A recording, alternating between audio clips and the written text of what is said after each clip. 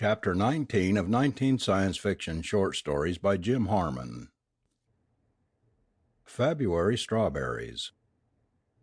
Linton laid down his steel fork beside the massively solid transparency of the restaurant water glass. "Isn't that Roger Sneed at that table?" he heard himself say stupidly.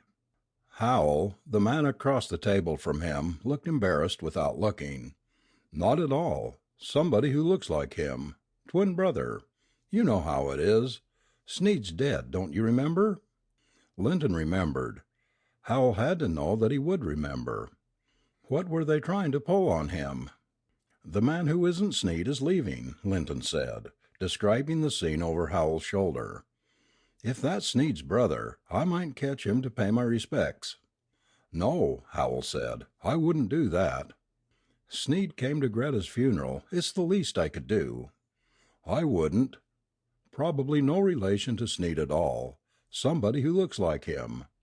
"He's practically running," Linton said. "He almost ran out of the restaurant." "Who? Oh, the man who looked like Sneed, you mean?" "Yes," Linton said. A thick-bodied man at the next table leaned his groaning chair back immediately against Linton's own chair. "That fellow who just left looked like a friend of yours, huh?" the thick man said. "Couldn't have been him, though," Linton answered automatically. "My friend's dead." The thick man rocked forward and came down on all 6 feet. He threw paper money on the table as if he were disgusted with it. He plodded out of the place quickly. Howell breathed in deeply and sucked back Linton's attention. "Now you've probably got old Sneed into trouble." "Sneed's dead," Linton said. "Oh, well, dead," Howell replied. "What do you say it like that for?" Linton demanded angrily. "The man's dead. Plain dead. He's not Sherlock Holmes or the Frankenstein monster. There's no doubt or semantic leeway to the thing." "You know how it is," Powell said. Linton had thought he had known how death was. He had buried his wife, or rather he had watched the 2 workmen scoop and shove dirt in on the sawdust fresh pine box that held the coffin. He had known what he sincerely felt to be a genuine affection for Greta. Even after they had let him out of the asylum as cured, he still secretly believed he had known a genuine affection for her. But it didn't seem he knew about death at all. Linton felt that his silence was asking Howell by this time. "I don't know, mind you," Howell said, puffing out tobacco smoke, "but I suppose he might have been resurrected." "By who?" Linton asked, thinking, "God?" "The Mafia, I guess. Who knows who runs it?" "You mean somebody has invented a way to bring dead people back to life?" Linton said. He knew, of course, that Howell did not mean that. Howell meant that some people had a system of making it appear that a person had died in order to gain some illegal advantage. But by saying something so patently ridiculous, Linton hoped to bring the contradicting truth to the surface immediately. "An invention?" "I guess that's how it is," Howell agreed. "I don't know much about people like that. I'm an honest businessman." "But it's wonderful," Linton said, thinking his immediate thoughts. "Wonderful! Why should a thing like that be illegal? Why don't I know about it?" "Shh!" Howell said uneasily. "This is a public place." "I don't understand," Linton said helplessly. "Look, Frank, you can't legalize a thing like resurrection," Howell said with feigned patience. "There are strong religious convictions to consider. The undertakers have a lobby. I've heard they've got spies right in the White House, ready to assassinate if they have to. Death is their whole life. You've got to realize that." "That's not enough. Not nearly enough." "Think of all the problems it would cause. Insurance, for one thing. Overpopulation. Birth control is a touchy subject. They'd have to take it up if everybody got resurrected when they died, wouldn't they?" "But what do they do about it? Against it?" "There are lots of fakes and quacks in the resurrection business. When the cops find out about a place, they break in, smash all the equipment, and arrest everybody in sight. That's about all they can do. The charges, if any, come under general vice classification." "I don't understand," Linton complained. Why haven't I heard about it? They didn't talk much about white slavery in Victorian England. I read an article in Time the other day that said death was our dirty word, not sex. You want to shock somebody, you tell him you're going to be dead some day, not anything sexual. You know how it is. The opposite of live these days is videotaped. I see, Lyndon said. He tried to assimilate it. Of course he had, he reminded himself, been out of touch for some time. It might be true. Then again, they might be trying to trick him. They used to do that to see if he was really well, but the temptation was too strong. Tell me, Howell, where could I find a resurrectionist? Howell looked away. Frank, I don't have anything to do with that kind of people, and if you're smart, you'll not either.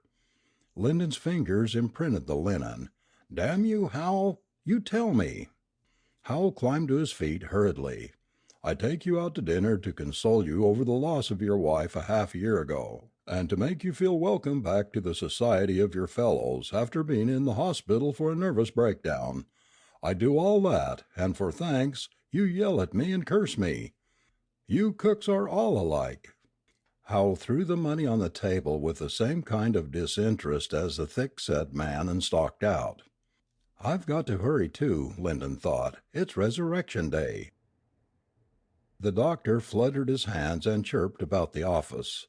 Well, Mr. Lyndon, we understand you've been causing disturbances. Not really, Lyndon said modestly. Come, the doctor chided. You started riots in 2 places, attempted to bribe an officer. That's disturbing, Mr. Lyndon, very disturbing. I was only trying to find out something, Lyndon maintained. They could have told me. Everybody seems to know but me. The doctor clucked his tongue. Let's not think any such thing. People don't know more than you do. Lyndon rubbed his shoulder. That cop knew more about judo holds than I did. A few specific people know a few specific things you don't. But let me ask you, Mr. Lyndon, could Einstein bake a pie? I don't know. Who the hell ever wasted Einstein's time asking him a thing like that? People who want to know the answers to questions have to ask them. You can find out anything by asking the right questions of the right person at the right time. Lyndon stared suspiciously. Do you know where I can find a resurrectionist? I'm a resurrectionist. But the policeman brought me to you. Well, that's what you paid him to do, wasn't it? Do you think a policeman would just steal your money? Cynics! All you young people are cynics. Lyndon scooted forward on the insultingly cold metal chair and really looked at the doctor for the first time. Doctor, can you really resurrect the dead? Will you stop being cynical? Of course I can. Doctor, I'm beginning to believe in you, Lyndon said. But tell me, can you resurrect the long dead? Size has nothing to do with it. No, my wife has been dead a long time. Months. Months? The doctor snapped those weeks away with his fingers. It could be years, centuries. It's all mathematics, my boy. I need only one fragment of the body and my computers can compute what the rest of it was like and recreate it. It's infallible. Naturally, there is a degree of risk involved. Infallible risk, yes, Lyndon murmured. Could you go to work right away? First, I must follow an ancient medical practice. I must bleed you. Lyndon grasped the situation immediately. You mean you want money? You realize I've just got out of an institution. I've often been in institutions myself, for alcoholism, narcotics addiction, and more. What a wonderful professional career, Lyndon said, when he couldn't care less. Oh, yes, indeed. But I didn't come out broke. Neither did I, Lyndon said hastily. I invested in shifty stocks, faltering bonds, and while I was away they sank to rock bottom. Then, when they hit rock bottom, they bounced up. If I hadn't found you, I would have been secure for the rest of my lonely, miserable life. All that's ended now, the doctor assured him. Now we must go dig up the corpse. The female corpse, eh? Resurrection Day. Doctor, Linton whispered, my mind is singing with battalions of choirs. I hope that doesn't sound irreverent to you. The doctor stroked his oily palms together. Oh, but it does. Beautifully. The certificate to allow reburial in Virginia hadn't been impossible to obtain. The doctor had taken the body and Linton's fortune and fed them both into the maw of his calculators, and by means of the secret, smuggled formulae, Greta would be cybernetically reborn. Linton shook his head. It seemed impossible. But Greta opened the olive-drab slab of metal of the door to the doctor's inner sanctum and walked out into the medical cold fluorescent lighting. It wasn't fair at all, Linton thought. He should have had some time to prepare himself. Greta lifted her arms, stretching the white smock over the lines of her body. "Darling," she said. "Greta," he said, feeling a slight revulsion but repressing it. No doubt he would be able to adjust to her once having been dead the same way he had learned to accept the, to him, distasteful duty of kissing her ears the way she enjoyed. Greta swirled across the room and folded her arms across his shoulders. She kissed his cheek. "It's so wonderful to be back. This calls for a celebration. We must see Nancy, Oscar, Johnny, all our old friends." "Yes," he said, his heart lurching for her sad ignorance. "But tell me, how was it being away?" The curves and angles of her flesh changed their positions against his ivied dacron. Her attitude altered. "I can't remember," she said. "I can't really remember anything, not really. My memories are ghosts." Now," Linton said, "we mustn't get excited. You've been through a trial." She accepted the verdict. She pulled away and touched at her hair. It was the same hair, black as evil, contrasting with her inner purity.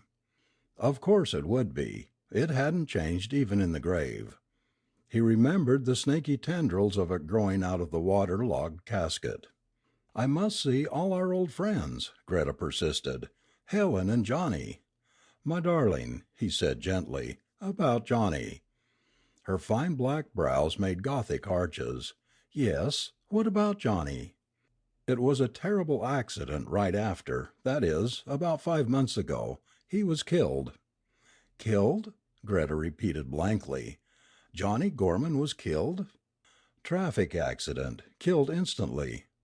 "But Johnny was your friend, your best friend. Why didn't you have him resurrected the same way you did me?" "Darling, resurrection is a risky business and an expensive one. You have to pay premium prices for strawberries in February. I no longer have the money to pay for a resurrection of Johnny." Greta turned her back to him. "It's just as well. You shouldn't bring back Johnny to this dream of life, give him a ghost of mind and the photograph of a soul. It's monstrous. No one should do that. No one. But you're sure you haven't the money to do it?" "No," Linton said. "I'm sold out. I've borrowed on my insurance to the hilt. They won't pay any more until I'm buried, and then, of course, you can resurrect me." "Of course," Greta said. She sighed. "Poor Johnny. He was such a good friend of yours. You must miss him. I'm so sorry for you." "I have you," he said with great simplicity. "Frank," she said, "you should see that place in there. There are foaming acid baths, great whale-tooth disposals, barrels of chemicals to quench death and smother decay. It's perfect." "It sounds carnal," he said uneasily. "No, dear, it's perfect for some things that have to be done." Her eyes flashed around the doctor's office and settled somewhere, on something. Linton followed the direction of Greta's gaze and found only an ashtray stand, looking vaguely like a fanatic's idol to a heathen religion on a pedestal. Greta pounced on the stand, hefted it at the base and ran toward him with it over her head. Linton leaped aside and Greta hit the edge of the desk instead of him. "Brain damage," he concluded nervously. "Cell deterioration." Greta raised it again and he caught her wrists high over her head. She writhed against him, provocatively. Frank, I'm sorry, dear, but I have to have that insurance money. It's hell. Linton understood immediately. He felt foolish, humiliated. All that money! He had resurrected a gold ring that had turned his knuckles green. No one must ever know. Linton twisted the stand away from his wife and watched her face in some appalled form of satisfaction as it registered horror and acceptance of the crumpled metal disk falling toward it. He split her head open and watched her float to the floor. Linton was surprised at the fine wire mesh just below the skin of those shiny little tabs that looked like pictures of transistors in institutional advertising. He knelt beside the body and poked into the bleeding, smoldering wreckage. Yes, it seemed they had to automate and modify the body somewhat in resurrection. They couldn't chemically revive the old corpse like pouring water on a wilted geranium. Or did they use the old bodies at all? What were all those acid baths for if the bodies were used? Didn't the resurrectionists just destroy the old corpses and make androids, synthetic creatures, to take their place? But it didn't matter. Not a bit. She had thought she was his wife, sharing her viewpoint down to the finest detail, and he had thought she was his wife. It was what you thought was real that made it so, not the other way around. "I've killed my wife," Linton called, rising from his knees, stretching his hands out to something. The pain stung him to sleep, a pain in his neck like a needle that left a hole big enough for a camel to pass through, and big enough for him to follow the camel in his turn. He opened his eyes to the doctor's spotless, well-ordered office.